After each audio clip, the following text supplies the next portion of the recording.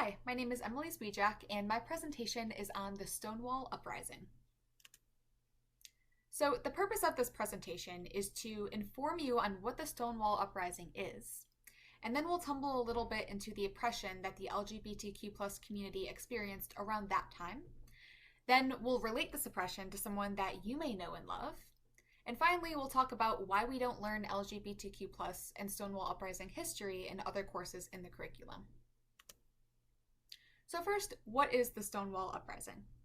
So this took place on June 28th, 1969 in New York City at a well-known gay bar.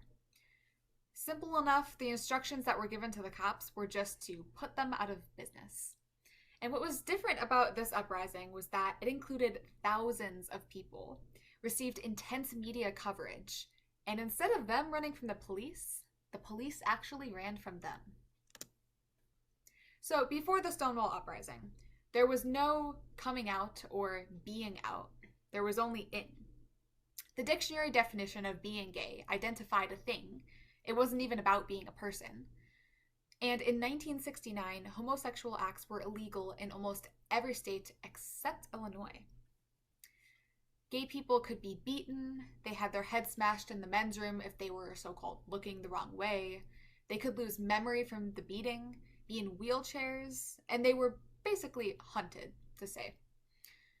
So this block where their gay bar was basically their world. It was the place for gay people to just talk safely with one another and have a drink. So here are some examples of homosexuality oppression.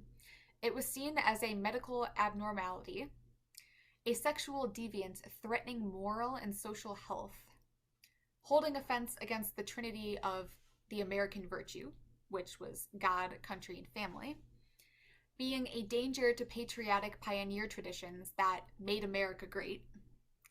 And there was a Sarah Harris book that questions the law to include the death penalty for homosexuality, stating, if homosexuality could be reason for the death penalty, you would see almost a stop to the whole thing. And I received this information from our book in class, the Columbia Anthology of Gay Literature. So let's take that information, and I want you to think of someone that you know that's close to you, or that you love deeply, or just anyone that you simply know that identifies as LGBTQ+. Take that person.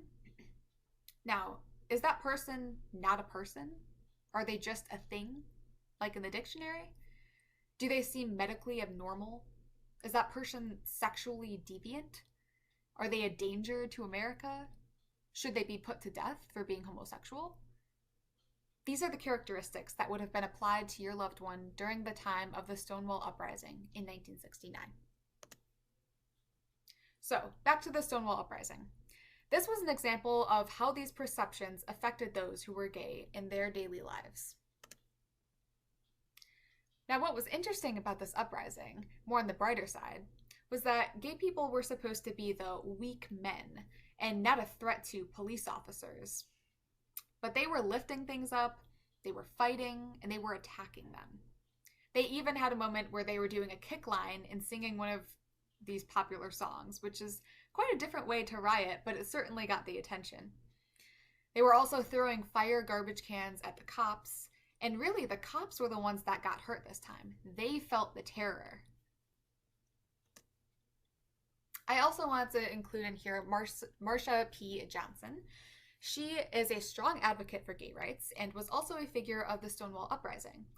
As well as this LGBTQ plus in humanities course, I am also taking a women in humanities course this summer, and it has been so interesting, and I actually learned about her in this course prior to this course. So I really wanted to place her in here because I find her story very interesting.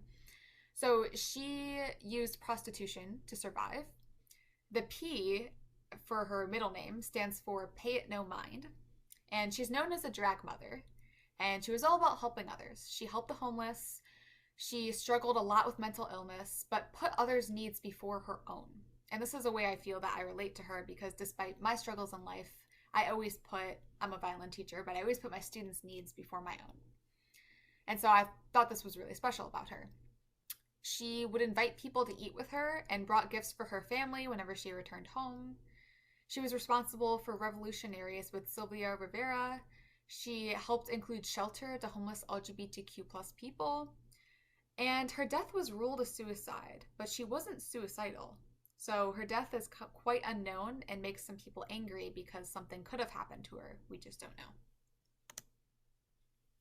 And finally, why isn't the Stonewall Uprising taught in other courses, or really anything about the LGBTQ plus community in detail? And so this was from my discussion board post week 1. This history likely isn't taught in other courses because people are scared to discuss it. Most adults that run the classes grew up when being gay was wrong and grew up in a house that talked badly about gay people. These preconceptions consciously or unconsciously affect how people act and what they believe today. If the teachers don't have this fear of discussing gay people, it can also be the parents that don't want their child learning about it because it might turn their child gay. People could also argue that it's too advanced and grim for the kids to learn about. But if we learn about world wars and nuclear bombs, Stonewall and the House of Detention are far less gruesome than those topics and can be taught in other courses. And here are my works cited. I hope you enjoyed my presentation.